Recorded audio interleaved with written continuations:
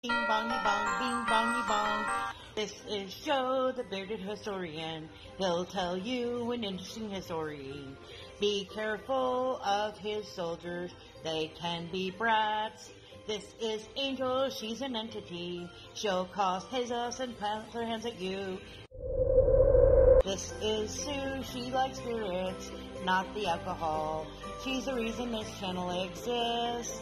This is David, he likes fire trucks. He's here occasionally. Bing bongy bong, bing bongy bong, bing bongy bong.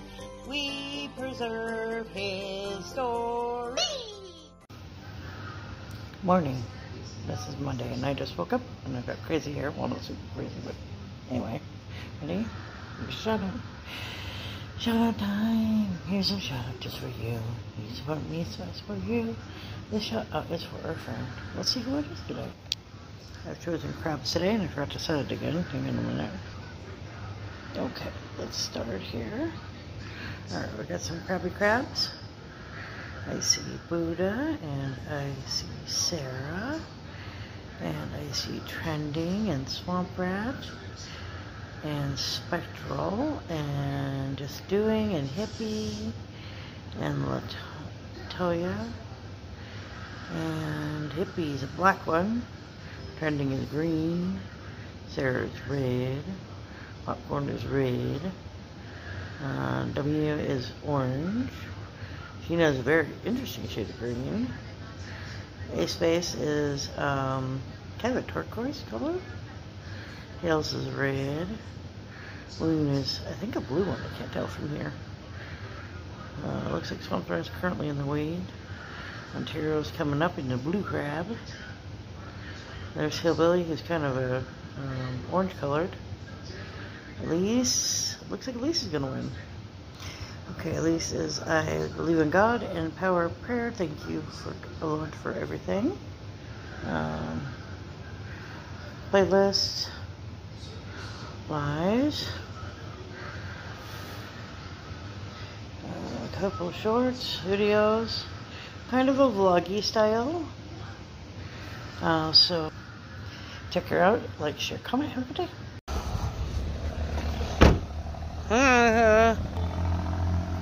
Alright, Mr. Bud's going to tell us lots of things that are semi-interesting. Huh? Semi-interesting. If you're completely bored, just go watch TikTok videos or something. But here is basically the intersection between Lead and Deadwood. Lead's up there, Deadwood's down there. But right here used to be a town known as Pluma. Pluma. Pluma. Now, for more modern people, this little section of highway that cuts up back there by the power plant, that is the Highway 385. If you actually follow it, you can wind up in Nebraska, Kansas, down south. We actually took a part of that because 385 and 79 technically turn into the same road. It's something South Dakota got kind of a confused about. Now, one of the signs here talks about the Cheyenne-Deadwood stage route. We have gone by here a couple of times because this is the location near Newcastle, where the Cheyenne stagecoach used to come up and through. Again, one of those wagons was on display at the Days of 76 Museum. And from 1876 to 1887, it was the route that connected the Union Pacific Railroad with the gold mining regions. Part of the route was passed before the location before you. In its heyday, the Rocks was approximately 350 miles long and took about 50 hours to travel one way. Through the route that lasted 11 years, thousands of passengers, tons of freight, millions of dollars of gold traveled along this trail. The routes were once part of the trail system, and an original stagecoach, as they mentioned, is still on permanent display. Now, bandits and road agents were a constant threat. Most notorious holdups occurred about 2 miles from the interpretive sign along today's Highway 385 South. On the night of March 25th, 1877, 5 masked road agents attempted to hold up the Cheyenne Black Hill stagecoach. Nobody's going to be able to hear this part. No. Weather's warm and the motorcycles are out. It's motorcycling season already. Wait till August, then you really won't hear anything I have to say. Definitely. Interestingly enough, talks about newspaper accounts of the day stating in the commotion to stop the stagecoach, driver Johnny Slaughter was shot and killed by Robert McKimmy, alias Little Reddy from Texas. A year later, McKimmy was apprehended by none other than Seth Bullock in Hillsboro, Ohio. Before Kimmy was identified as the murderer, the adjacent warrant poster was dispersed throughout Dakota Territory. You know, back then they still believed in a good form of legalese in bringing people to justice. Now our next fun little sign. You can probably hear a little bit of the creek that runs through the canyon. Huh? Little waterfally falls. Oh, I see little waterfally falls. Look, little waterfally falls. And look, people. Yep. Now, George S. Nicholson Trail was set up that basically took over what used to be the Burlington Northern Railroad track. It's a 109-mile multi-use recreational trail that runs through the heart of the hills. It was set up and named after the governor at that time in honor of his departure. He passed away, and he was our 28th governor. Not a bad man. Interestingly enough, my last name is the same as his. Only thing is they pronounce him Nicholson, and we were the Michelsons. Same spelling. Kind of like confusing. Kind of like Thiesman and Theismann, two different people for football. Trail meanders through ponderosa pines, mountainous streams, transverses. We've been through most of these communities. Starts in Edgemont, goes Custer, Hill City, Mystic, Rochford, Lee, Deadwood, along a crushed limestone trail. You can go through the South Dakota Game Fish and Parks for mileage, elevation change, trailheads, and water availability. For our canoer fan, you could probably even go play in the water. I don't think you can canoe there, though. Probably not. It might be a little hard on the body. I was just thinking most of it's probably not deep enough.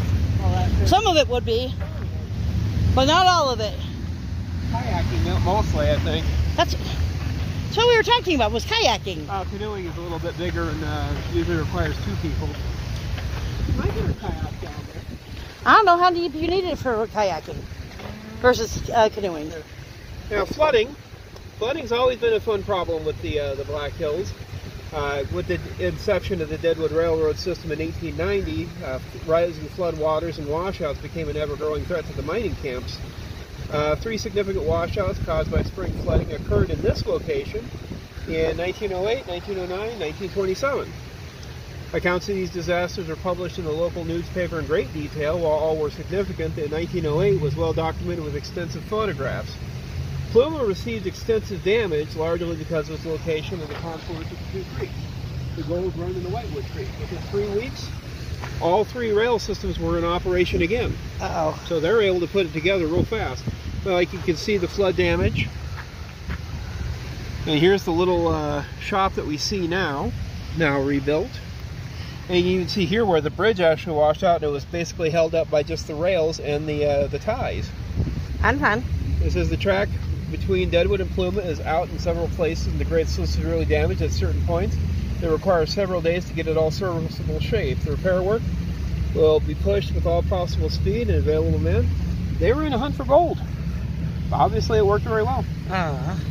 It says portions of the Pluma power plant cooling station across from the visitor center were damaged in the 1908 flood, and the iron pipes and cooling jets were once located in the Whitewood Creek bed.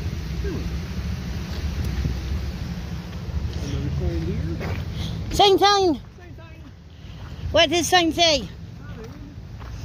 Talks about good roads in Lawrence County.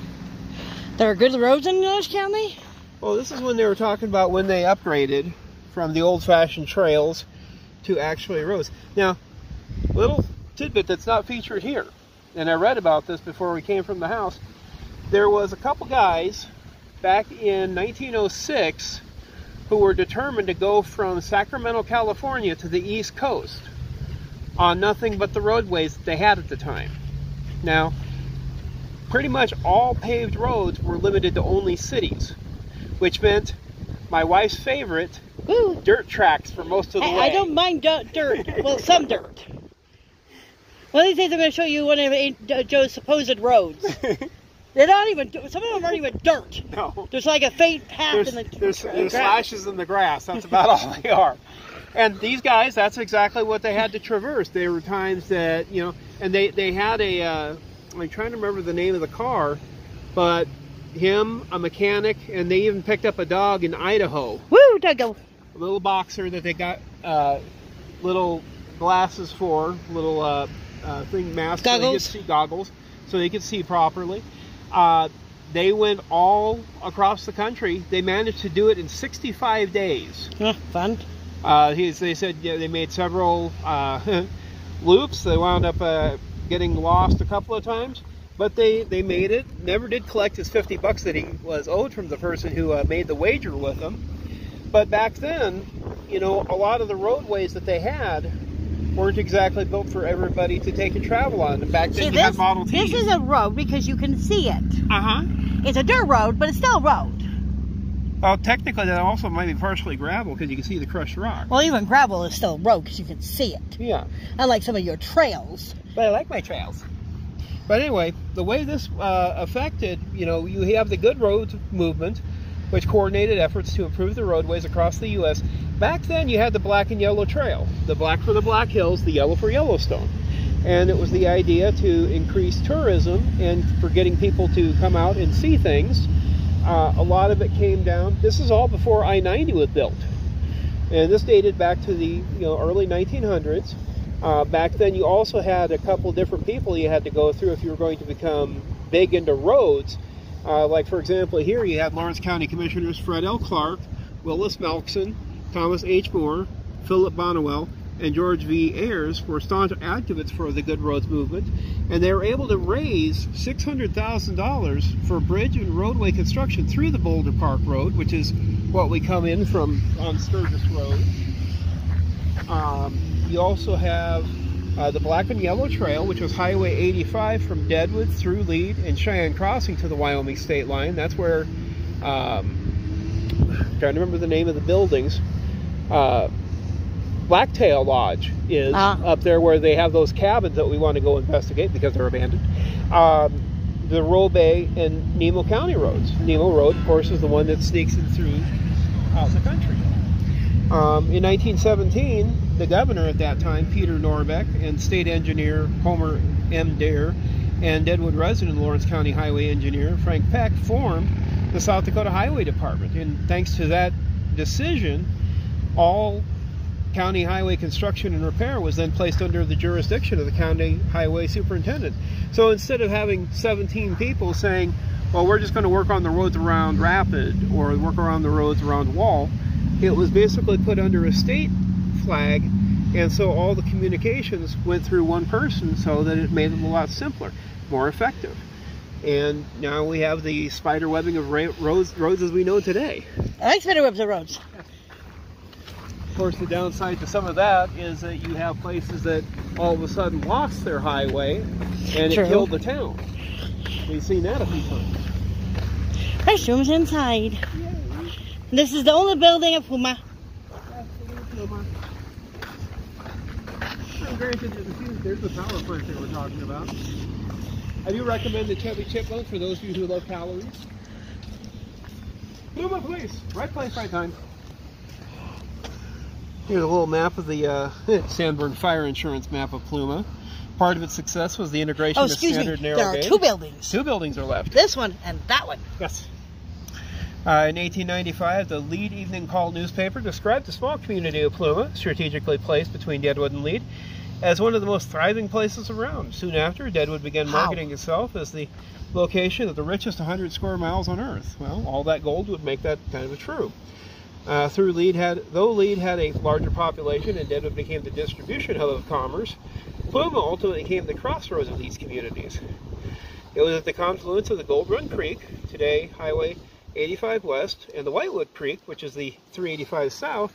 Pluma would become a desirable spot for mining, utility, and community work services. All along these canyons was where they went mining. And, you know, to a degree, you can still even see where tailings are from where the mining camps were. Pluma became home to the large Kildonian mill and a Troy steam laundry, belt light, and power company. In 1902, it had its own post office, and then an ice house was built here. Ooh, fun. Concrete foundation you see before you are remnants of this building. This one? Yep. Ooh, fun. And then in 1985, Pluma was officially annexed into the Deadwood city limits. So that's what happened to the town. It just got absorbed. But that happens. But yeah, the map kind of shows, you know, Gold Run Creek. This goes up to Lead. The black and yellow trail, that was the roadway. And then, you know, you had the 3 different railroad confluences. So there was a lot of traffic coming in and out. And then down the road that way was the... there also was the town of... It's not Edmont. Edgewood. I think we've been in there. Yeah. Teeny tiny town. Yeah. And the upshot to it, you know, besides the fact off of Kirk going that way... Which we did. There used to be a roundhouse back in that way too, and it worked with a lot more of the narrow gauge, whereas a lot of this was standard gauge.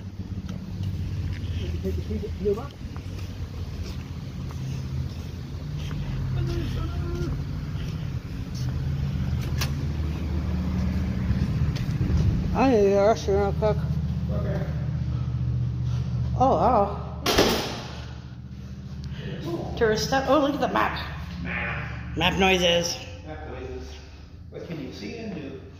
This is kind of like what they have on the other end of Deadwood Development Center.